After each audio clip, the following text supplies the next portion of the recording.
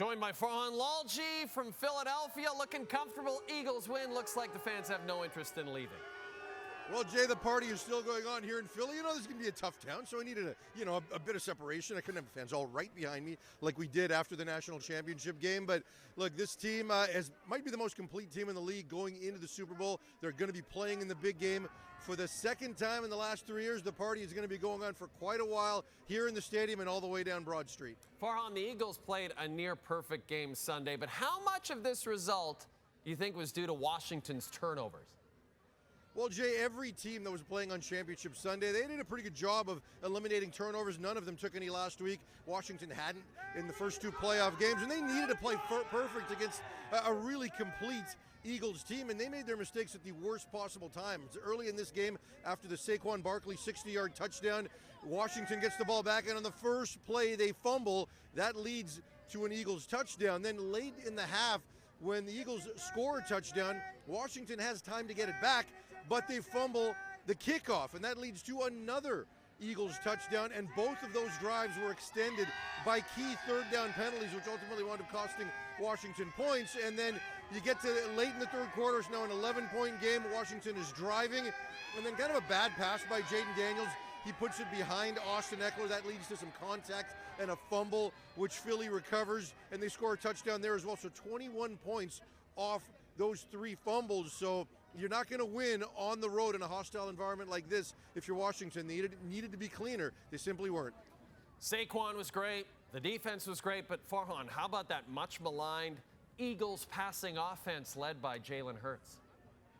Yeah, I think that was the question coming into this game was, could Jaylen Herz put up some yards through the air? We knew what Saquon Barkley was going to do on the ground, but Herz was wearing that brace on his left knee, and Nick Sirianni did say before the game that there would be no restrictions in terms of how they use him, and it was also complicated by the fact that they had to use two centers in this game because both Landon Dickerson and Cam Jurgens both got hurt at various times. Early in the game, they got the ball out of Hertz's hand pretty quickly, got him on quick rolls, play actions, RPOs, and then it was really important for Hertz that he got A.J. Brown involved. He was quiet in the first two playoff games, just 3 receptions for short yardage, but in this game, he was all over it. He got 4 targets in the first 2 possessions. He wound up finishing this game with a key touchdown late in the half, 6 catches, 96 yards, 8 targets, and then also Dallas Goedert, who's always been that security blanket for Jaylen Herz. He was there early in offense, 7 receptions, 85 yards. 5 of those receptions went for first down. So, you know, when you look at Hertz, it had been quiet in the past game. Coming into this game,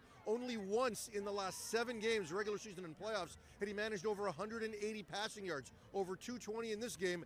That makes the Eagles' offense look very complete and very dangerous going into the Super Bowl. And yet so much of the talk coming in, Farhan, was centered on Jayden Daniels. What did the Eagles' D do to keep the rookie from doing what he's done all year?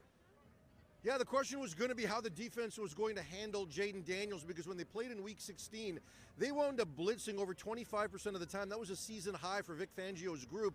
And when you looked at how Daniels had been performing against the blitz, especially in the last game against Detroit, where he was 16 of 19, you just couldn't do that. So they didn't. They brought 4, and when you look at Philadelphia's defensive line, especially with Jalen Carter, like, this is a dominant group. They don't need to blitz. They didn't do it often in this game, and they were able to, if not get home, they were at least able to pressure Daniels consistently. And then a key 4th down sack that essentially put the game away. They only came with 3, and they were able to sack him. So that allowed them to play zone coverage. The safeties were able to keep everything in front, and they forced Washington to be very patient and nickel and dime all the way down the field.